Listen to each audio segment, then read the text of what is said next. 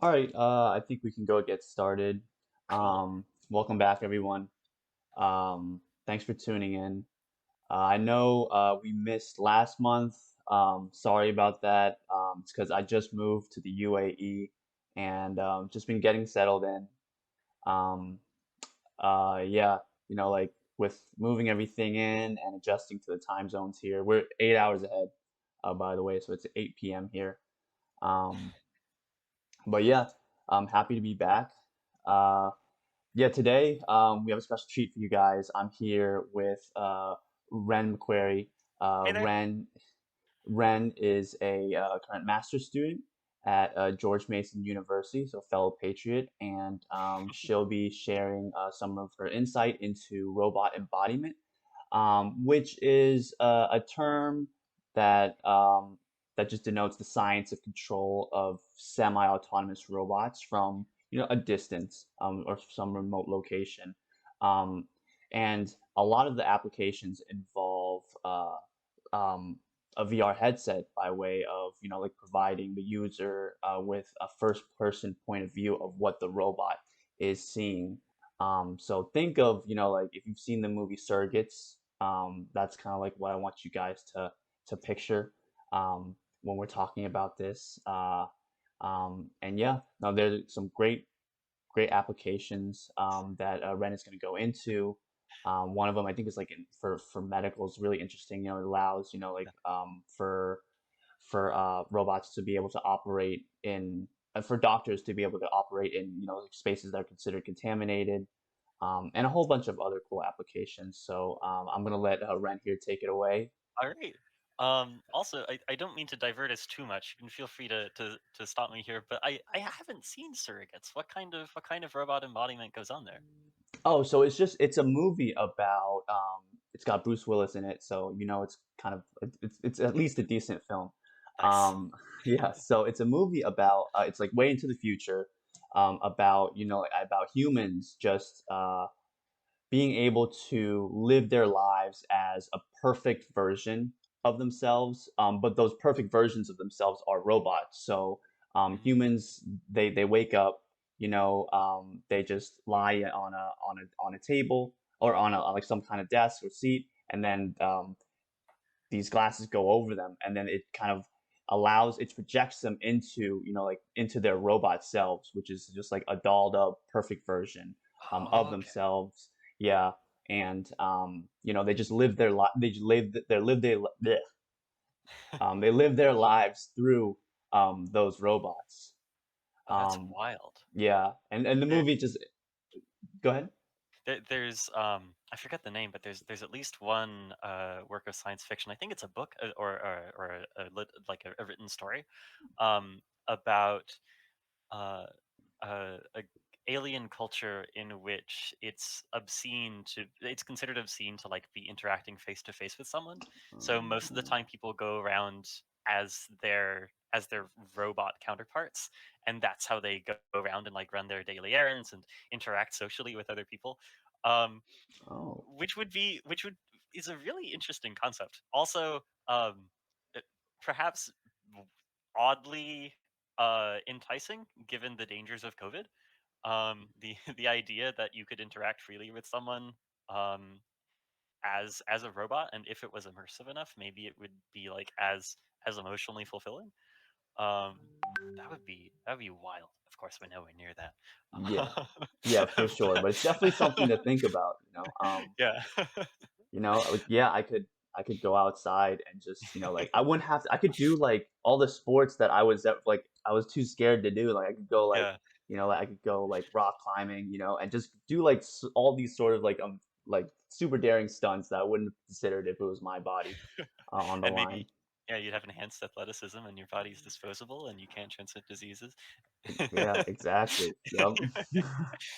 All right, so robot embodiment is quite a few different things. There's a lot of things under this umbrella. But one thing that really defines robot embodiment is you're using robot embodiment to achieve at least one of three things. Either you're doing a telepresence type deal where you're taking your countenance, your appearance, and you're transmitting it to somebody else, like for say a higher fidelity video conference, where maybe a projection of your body is projected onto like a foam uh, like a foam cutout. That could be one example of like really simple transmission of appearance. Um, so one example of transmitting your appearance that's maybe a little bit more interesting than that, a little bit more advanced than that, is these teleconference bots, where you can call into a building. And your face will appear on this, and you can also control the movements of it. So you can walk around and you can interact with other people, with other staff. Say if this is like at your workplace, um, and while it's far from anthropomorphic, it does allow for um, a little bit more of the recreation of the feeling of you physically being there to the people you're kind of beaming into with. Another thing that robot embodiment can do is transmitting effect. So giving you remote influence over something else, just like Stephen was saying earlier. And one example of that right now is this development by NASA, where you can have um, you can have researchers either on the ground or on a satellite um, send commands to a rover. And that rover can be slightly anthropomorphized. So, for example, this rover here, it has these two kind of humanoid arms and hands. And a controller, a person who's controlling this, who's wearing this VR headset and can see what the robot sees, can turn their head to turn the robot's head and see all around, can move their arms to control the robot's arms, and so on. And if they're directly over the surface of, say, Mars, where this robot is being depicted, there's not that much of a lag time. But if this person was on the ground at Earth, your lag time would be, I believe, at least 12 minutes. Is roughly the length of time it takes for light to travel. We'll get into where lag can really be a killer for robot embodiment, and some advances that we've made to get around that a little bit later. But beyond transmitting appearance and beyond transmitting effect, one thing that's really relevant for VR enthusiasts like us is the idea that you can use robot embodiment to transmit feeling, to make you feel like you're somewhere you're not, or to make you feel like you have a body configuration or capabilities that you don't. For example, I am the worst at sticking to a workout schedule of anyone I know. I cannot play sports for beans, but they're really fun, and it would be nice to play them with more prowess, but with a more immersive feel than in, say, a video game on mouse and keyboard, or even a VR video game, where we're getting better at VR haptics. But to also know that I'm like physically affecting like a basketball court somewhere would be something else, and would be really really cool. Um, so one example of transmitting feeling, this one, Professor Yu, if you're here, this is one that you showed in your class, and I'm using it again here. Is this amazing example of a user controlling a drone as it moves around. Um, and not only do their movements on this like Superman oriented platform control the movement of the robotic entity, but also they have this really cool haptic feedback where they have this fan that moves, that turns at a speed that's proportional to their flying speed. So that the faster you're whooshing through the city, the more you feel the wind on your face and body. And Dr. Um, Yu's actually in the comments. He was asking if you've tried this before, Ren. oh my god, I wish. This was at Zurich University of the Arts. So if anyone's willing to get me a ticket to Switzerland, I'd love to. that Yeah, that would be incredible. Um, so sometimes with robot embodiment, our goal is to project our influence somewhere else, and that has a lot of use in things like science and medicine. We've all heard about telemedicine and remote surgeries by this point. It also has use in research, in science. Say, if you are an archaeologist and you need to search through a buried ruin, where maybe it's too cramped to put an ordinary person, but maybe you could project your presence into a smaller bot that's capable to navigate around. Um, And other times, the point is to alter your abilities, and that in particular lends itself well to entertainment and to that side of VR, which I don't know about y'all, but I for one am particularly interested in the idea of giving yourself a superpower of flight and knowing that you're actually moving a robot that's like in the real world somewhere and experiencing what it experiences is really something else. Um, okay. So there are a couple of applications. We brushed over these a couple of times, and here are just some more detailed examples. Um, so medicine, we've got robotic surgeries nowadays. This is a plastic brain, of course, but um, with robotic surgery, as long as as long as you are able to keep the lag time fairly low, you can get pretty darn good results with a surgeon in one location controlling a bot at another location. And with that comes a variety of advantages. Um, if a surgeon is piping their motions over to a bot and the bot is replicating them, you can also put in factors like force scaling or motion scaling. So if you're working with a very delicate part of the body, you could have a force scaling factor that's below one. So maybe every force that the surgeon applies, the robot applies 1/10 of that to minimize the risk of accidents. Or if you're working in a very minute space, um, for example, if you're doing brain surgery, well, brain surgery is relevant for both of these. You can also do motion scaling. So a very large motion would translate to maybe a motion a tenth of the distance. And so with tools like these, we can make surgery a little bit safer. And there's also one other form of force compensation that comes to mind, and that's force offset. So we've talked about like multiplicative scaling, where you're changing forces and you're changing distances, but also some tools have their own weight.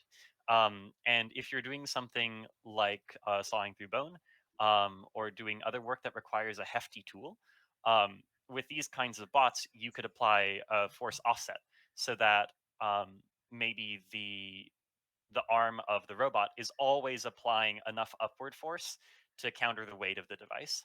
And then the surgeon on the other end doesn't even need to think about the device. It's as if it's weightless, and the surgeon can just move their hand, and the robot will follow those instructions with the force offset to keep the device aloft. Um, Science also can benefit from robot embodiment. So this is Dexter. This is a device by Nuclear Solutions. It's meant to help handle radioactive materials. So this has applications in research, in scientific research. It also has applications in nuclear power. And the way that this works is you aren't you're this is weird.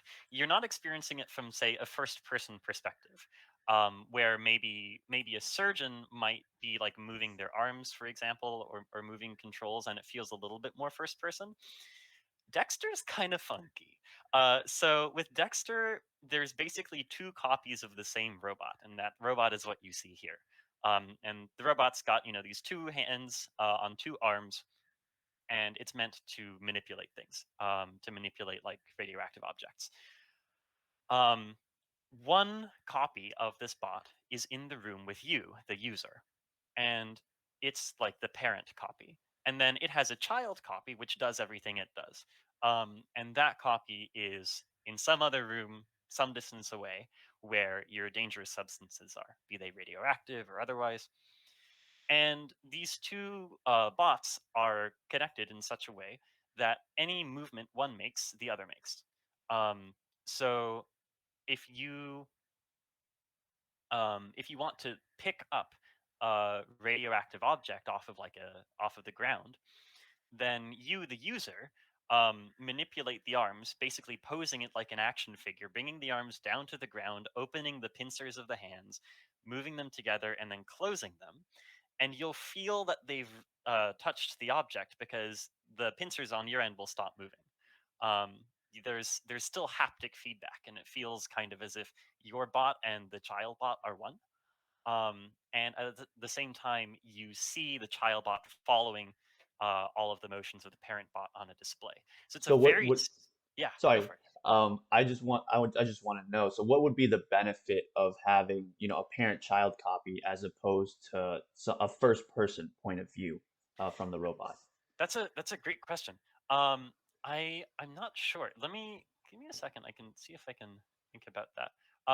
Well, one thing might be that perhaps the controls are more intuitive, because we can't literally transform your arms into this exact arrangement where your elbows are always pointing down, and so on. And also, if you're with this setup where you're manipulating like an action figure, you could put in damping into the arms and into the hands so that all of the movements that you make become very slow and deliberate, which could be helpful for reducing the risk of mishap, even if there aren't people around to get hurt. Those are two ideas that come to mind. Perhaps there are others. That's a really good question.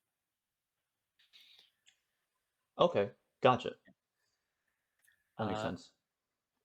another example, this one being pretty lightweight and not that exciting, is Office Life. We talked about this earlier.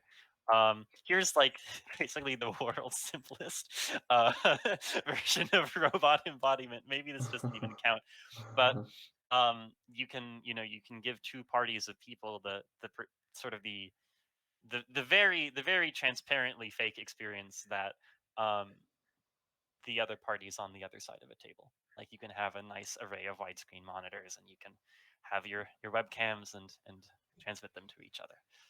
Um, Robot embodiment also has utility in the military and in security. So this is I think it's pronounced Justus. It might be Justus. It's spelled Justus. This is a security bot that's patrolling area in Krakow, Poland. And the way that it works, it doesn't have any weapons on board. All it has is a microphone and a camera, and it's just built very sturdily. It's controlled by like a security officer who's maybe a few hundred feet away, and patrols with it, so that if they ever get into a confrontation, their body is not at risk.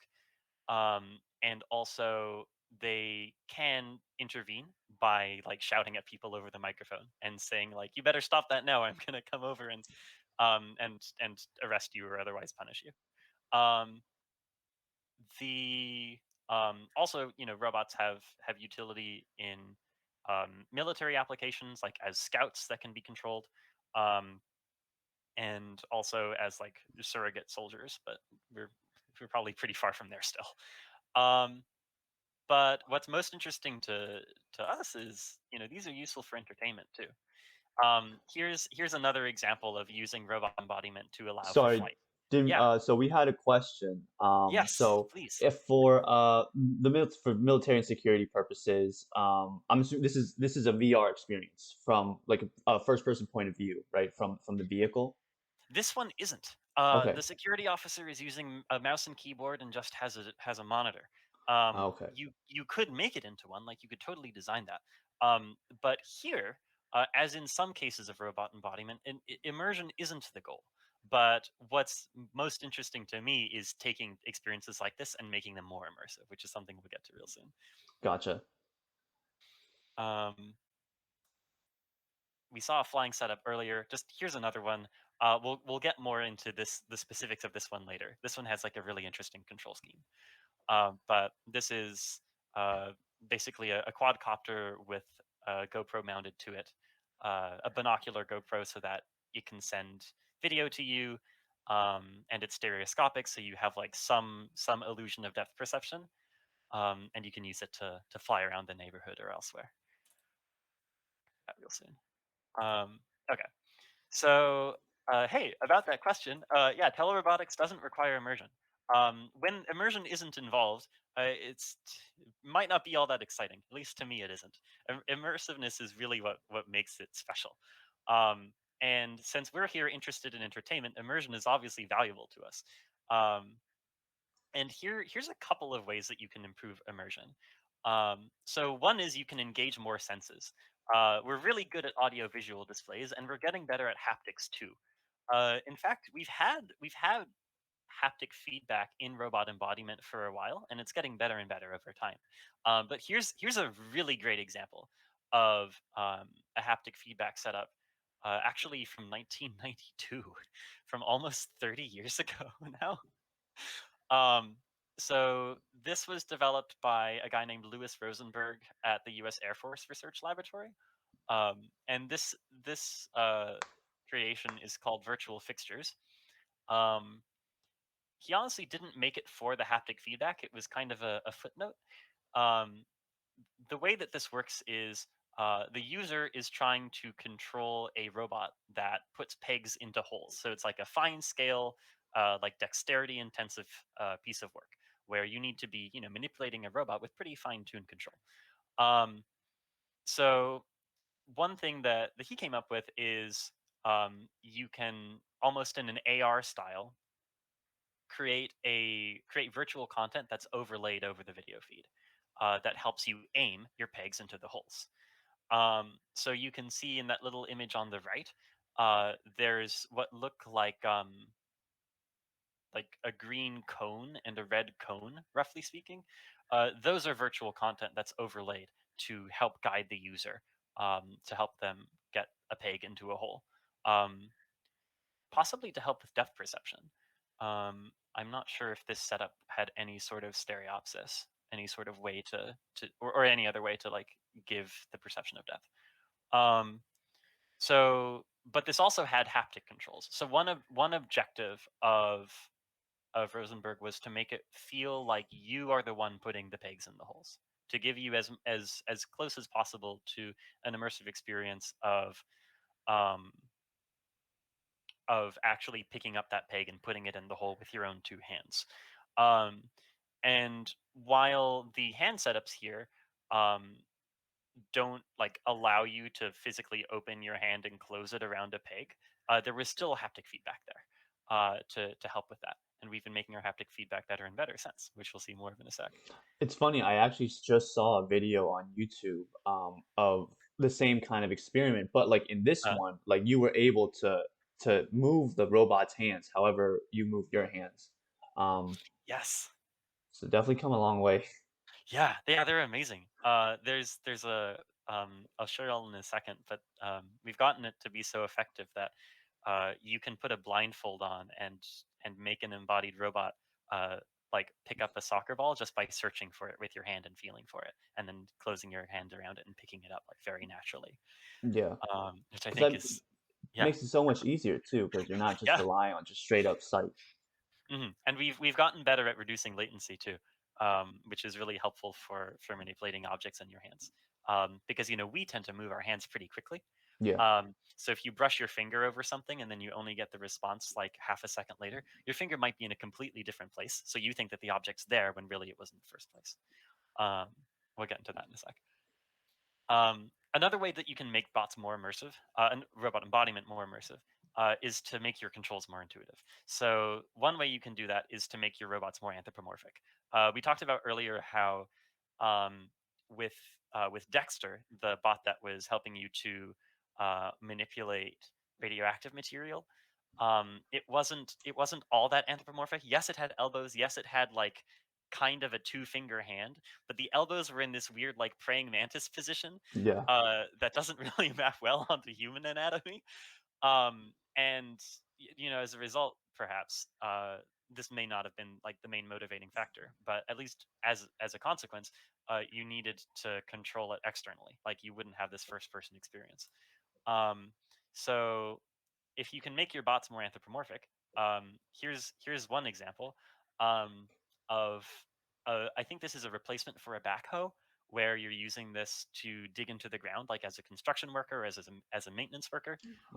You Oh, can have finer control and also a more intuitive control if you shape the backhoe instead like a pair of claws that you can manipulate by inserting your hands into some sensors and then moving them around. So now it's like you're digging like you're digging into the sandbox in like a playground, but you're actually manipulating this gigantic machine that's capable of excavating very quickly.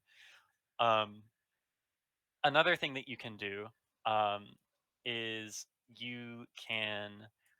going back to this really cool setup, you can create new control schemes.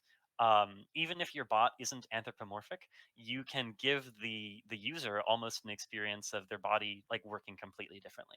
So the way that this GoPro works, this GoPro attached quadcopter works. I mean, um, you control its altitude by flapping your arms as if they were wings, and you control its tilt by tilting your upper body.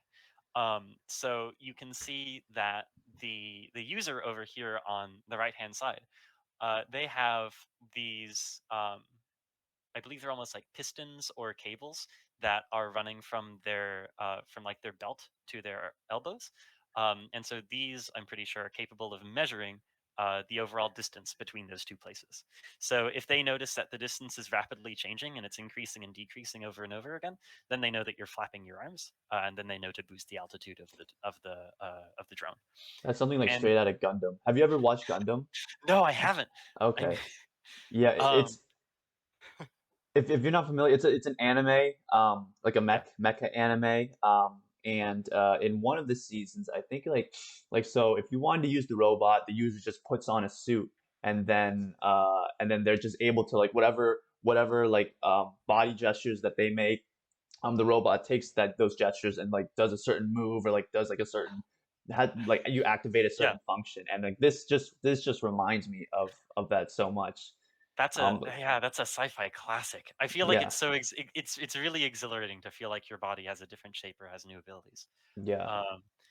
Um, and then I think there's I imagine it's the tilt of the headset itself. So the gyro or maybe accelerometer that's in the headset is able to figure out how your upper body is oriented. And so then it uses that to tilt the GoPro. So like if you wanted to go forward, you tilt your body forward and then you flap your wings a lot because now you're applying thrust and not all that it's altitude anymore. Now a part of it's forward. And to go some other way, you just tilt your body in a different location and then flap your arms again. Um, yeah.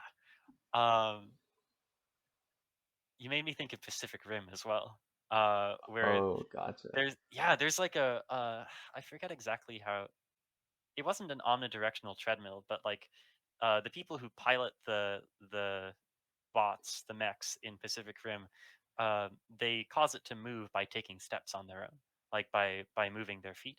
And I think they put their feet inside of like a pair of shoes that are attached to like a gantry that is able to basically like move their feet back and forth as if they were on a bicycle, but like they're not Yeah. entirely limited to being in a circle. Like they can take Uh-huh. whatever shape your feet would naturally make when they're walking. Yeah. Uh, okay. And yeah, Um, like, and it's yeah. crazy to think, like, I don't know about like when if you knew about robot embodiment when you saw Pacific Rim, but No. like for me, like when I was watching Gundam, I was like, man, like I never thought like any of this would happen. Like I was just like, wow, this is a really cool fantasy, like with a capital fantasy. And Yeah. now Yeah. it's kind of happening. So it's super And interesting stuff. and it's crazy to look back into history and see how we've had prototypes for this since like before many of us were born. Oh, okay. With things like virtual fixtures over like with this one. I lost my mind when I realized this was 1992. Yeah. It's nuts. Like doing the image processing to figure out like the orientation of this board and then creating this geometry on top of it. Using like creating this whole setup where like you can accurately measure these movements and control them over here. Having haptics that make you feel like you're picking this, it's nuts. And it gets better. So there's a couple of major directions in which robot embodiment is headed right now. Oh, and here's this example, by the way, of this really sophisticated haptic robot embodiment setup, where this person's hand, its motions are getting mapped onto this other bot's hand. And if you look closely, you can detect like a little bit of lag, but it's little enough that this person can blindfolded. They're not wearing a head-mounted display. They're wearing like a sleep mask. Oh wow. Um, can search for the ball just by like waving over the table with their hand. You were talking about Lo- earlier. locate it quickly enough not to have knocked it away by touching it earlier, pick it up, manipulate it, and put it down onto the table again. Oh my goodness. Um, and there are a few things that make this possible. So for this, because vision isn't even involved here, um, making latency better is a huge piece of the puzzle. Um, so having a lower lag time between the robot measuring something and that perception getting piped over to you and your haptics or your display or your speaker, like your headset, whatever sense is being involved there. Um, and another thing is when it comes to visual displays, having things like improved image resolution, improved depth perception, these help a lot. With the displays that we have now, which are getting increasingly good at um, giving you like accurate perceptions of depth, if we went back and like did this project all over again, where you're trying to put pegs in holes, you might not even need those virtual cones that are imposed onto your vision, because now we have things like stereoscopic display where a slightly different image is getting sent to each of your eyes, and we also have really clever ways that we can manipulate head-mounted displays, so that your eye muscles adjust your lenses to the correct amount of tautness, so that you think that that part of your your perception also perceives that the depth is what it's supposed to be, um, and so that the way that the vergence, which is basically how much you cross your eyes depending on how far away something is, can also be reflected to be more accurate. And those are improvements that we're making right now too. Okay, so I'm going forward back to where we were. Also, another one is freer motion. Um, we're getting better at mechanical engineering too, and with that, we've started to see almost everywhere these incredible like multi-axis arm setups like this one, where previously we had very few. It was really hard to get many degrees of freedom for something like this. So in this setup, this person can move their arm and their wrist however they want. They can flip their hand upside down. They can, they can kind of pinwheel their arm. They can do whatever, and the robot has the required joints to replicate that motion and to coordinate that motion. And we didn't used to have that. And lastly, better and better haptics, from things like vibration control. From things like companies like Tanvis that are getting good at changing the perceived texture of like a touch screen. We're getting even more sophisticated ways to give you an illusion of touch and an illusion of texture, vibration, pressure, all that good stuff. So that's where we're headed. Those are some of the many places that we're headed. That's all I got. But any other questions or anything else? Oh, no, that was super insightful, and, yeah, I'm sure, one of these days, I'll be, hanging out with your surrogate with my surrogate. Yes. So yeah, like, I know that you told me that you came from, a mechanical engineering background, Yeah. so, like, how did you get your first brush with, robot embodiment? Sure. So let's see. Well, I got interested in, so I needed to go into computer science. So I started getting interested in electrical engineering and computer science when I took a electronics class with a professor, Michael Peshkin, at Northwestern. Michael Peshkin worked together with J. Edward Colgate in order to kind of create some of the foundational work in what they call cobots, which are robots that are designed with safety and other things in mind, so that they can be in the exact same like space as a person. Um, so a great example of a cobot would be um, Dexter here, because Dexter has motors. Dexter is capable of large force movement, but is programmed in such a way very carefully that this has like a vanishing chance of actually injuring you. So this is an example of a cobot. Peshkin and Colgate also worked on like touchscreen haptics, and they co-founded Tanvis, which is like one company that does that. I'm sure there are many now. Um, and that's what got me interested in robotics and in computer science. And that made me go like, okay, I know mechanical engineering. I kind of want to be like a, insofar as full stack roboticists are a thing. Like that would be a really nice fantasy to fulfill. So that's why I'm here and studying computer science now. And now that I'm taking CS 499, also CS 595. They're the same class. Special topics in virtual reality with Dr. Craig Yu. Um, we've been learning more about ways in which you can project an experience into a robot, and you can experience things as that bot does, and use virtual reality to make that really immersive. So that's been an exciting journey for me, and I'm hoping to hoping to experience more of that along the way to get more into robot embodiment in the future. Yeah. Yeah, and like you said, I think it's a great mix of both the software and hardware side, Yeah. and definitely fits your profile, as, a, an incoming, full stack, engineer. Thanks. Like, honestly, though, if you were able to, like, get one of these robots, like, down the line, like, what would you do with it? Like, would Oh you my like, is god. there a specific task that you would use it for, or are you just gonna live your everyday life with it? That's oh my god, that's a really hard question. Um, I'd like something that can fly. That's such an amazing, like, that's a superpower that I wish I had. Yeah. Um, We gotta get you to Zurich. and yeah, get me to Zurich. I'll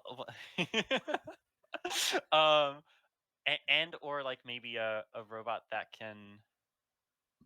Well, this is incredibly difficult. But like a robot that could somehow just like change its body shape and appearance, like transform itself into looking like someone else. Like that would be really really cool. The Oh. idea to like mimic to shapeshift Oh, would okay. be really neat too. Yeah, yeah, okay. And that's like that would be such an insanely difficult version of like telepresence to like project your presence somewhere else, but Mhm. like to make it so high fidelity that you can't tell it apart from a person, and to Yeah. change who that person can be. Like, who knows what century we're gonna get to that? Yeah. But like that would be an amazing. That would be really fun too. But for now, I'll settle with flying. Yeah. Yeah. Baby steps, right? Yeah. Um, but yeah, thanks so much Of for course. joining us, Ren. I learned a whole lot. I hope everyone in the audience learned a good amount. Yeah, robot embodiment has been a topic that Dr. Yu had actually put me onto as well. Yeah. But yeah, to see that, like, it's attracting like super smart people like you. It's really cool. Uh, Um, and yeah, I definitely hope that that you're able to that you get into this in the future, and like you're like like now I expect to see like Ren develops first surrogate bot like in the headlines sometime. Thank you. Is do you yeah, but like while you're here, is there anything you have going on that you want anyone to know about? You want to plug your social media, anything like that? I guess there is one thing. So there's a research journal that publishes the work of um, middle school and high school students. It's called the Journal of Emerging Investigators. Their website is emerginginvestigators.org, I believe. Let me find them real quick. Yeah, emerginginvestigators.org. Um, so these folks, they don't publish works of undergrads or graduate students, but the reason that I'm mentioning them here is because this organization, which is committed to the education and enrichment of um, of middle and high school students who want to get into research, who want to get into the scientists and experience what it's like to perform science. They Emerging investigators is always in need of additional mentors to help these students go through the research process, as well as if you don't have time for that, copy editors and other editors who just take manuscripts that are in progress and just check them for like punctuation or check them for other maybe more sophisticated things. They're a really cool organization. Um, they they publish an immense amount of work. Um, and most of all, like what I think is most valuable of all, they're committed not to being like an elite journal that like filters out papers that they don't think are good enough. Instead, education is their main goal. Their main goal is if you are want to participate in this process as a middle or high school student, and as long as you're not like plagiarizing or doing any other sort of scientific malfeasance, they will guide you from start to finish, like nurturing your skills. And this is something that I wish I had, or maybe knew about, when I was in high school and thinking about switching over into sciences. So yeah, consider becoming a becoming something as like low commitment as a copy editor to something as intensive and rewarding as actually like helping students design their experiments and stuff. They're awesome. That's JEI, the Journal of Emerging Investigators. Their website is emerginginvestigators.org. That's my plug. Thank you, Stephen. Yeah, of course. Yeah, this seems like a great program and something that I definitely wish I had coming up as a student. Um, yeah, I'll definitely be checking this out, and I know a couple of Great. people who would definitely be interested. All right. Yeah. Thanks. Well, All right. thank you, Ren. Of course. Thank you everyone for coming and joining us. Hope to see you guys next time. Remember, if you haven't already, please smash that subscribe button. And yeah, thanks for Smash that tuning like in. button.